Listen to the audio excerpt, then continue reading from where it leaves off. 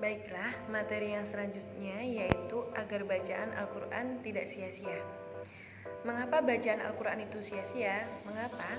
Karena yang pertama, biasanya itu seseorang tidak memahami syarat-syarat mendapatkan manfaat dari Al-Quran.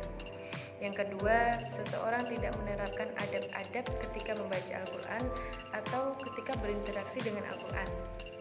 Yang ketiga, seseorang kurang meningkatkan dari sekedar membaca ke memahami. Kemudian yang keempat, seseorang kurang minat tentang mengamalkannya. Jadi kurang ada niat untuk mengamalkan Al-Quran, tentang mengamalkan Al-Quran. Kemudian yang kelima ini sebagai tambahan, seseorang kurang minat tentang menghafalkan Al-Quran, karena dirasa sudah ada sebagian kaum muslimin yang menghafalkannya. Selanjutnya yaitu syarat mendapatkan manfaat dari Al-Quran. Syaratnya itu ada 3.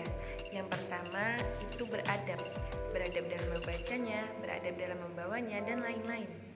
Yang kedua itu ada cara talaki, ada talaki. Talaki itu apa?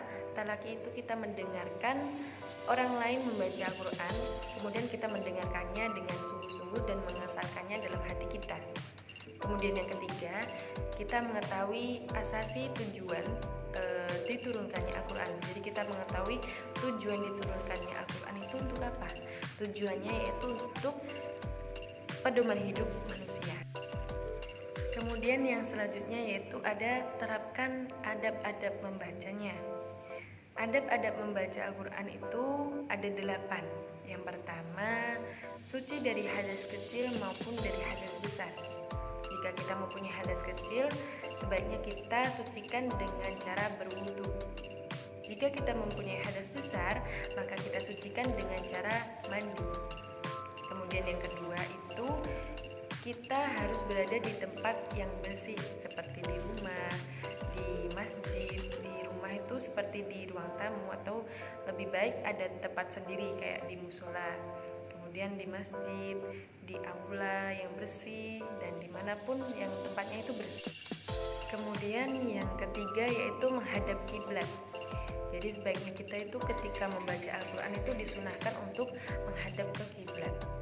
Kemudian yang keempat itu kita disunahkan juga untuk duduk.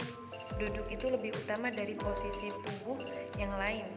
Kemudian yang kelima yaitu sebelum membaca Al-Quran kita diwajibkan untuk membaca ta'awud. Yang keenam itu dengan tartil.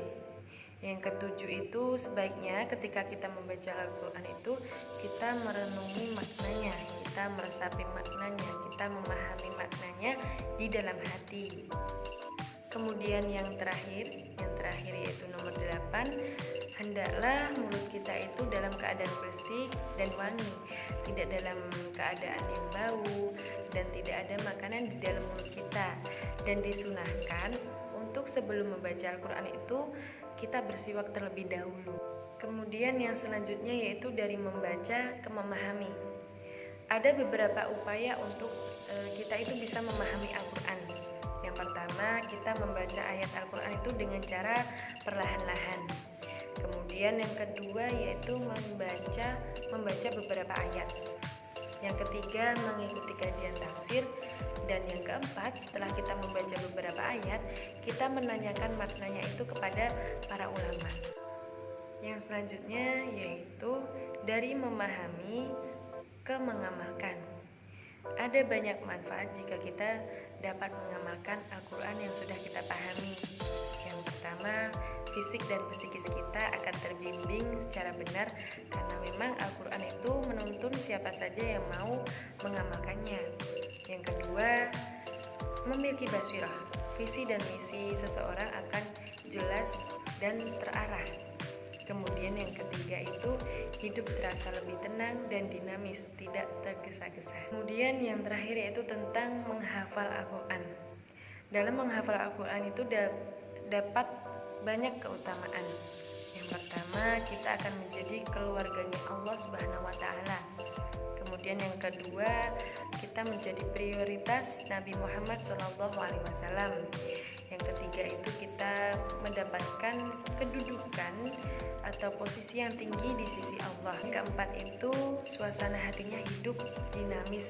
Jadi suasana hatinya itu selalu hidup, tidak terserang oleh rasa sepi.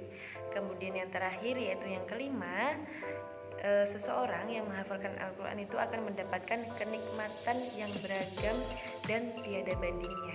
Demikianlah video yang dapat saya buat. Jika ada kesalahan atau kekurangan, saya mohon maaf. Akhirul kalam, wabillahi taufiq wal hidayah. Wassalamualaikum warahmatullahi wabarakatuh.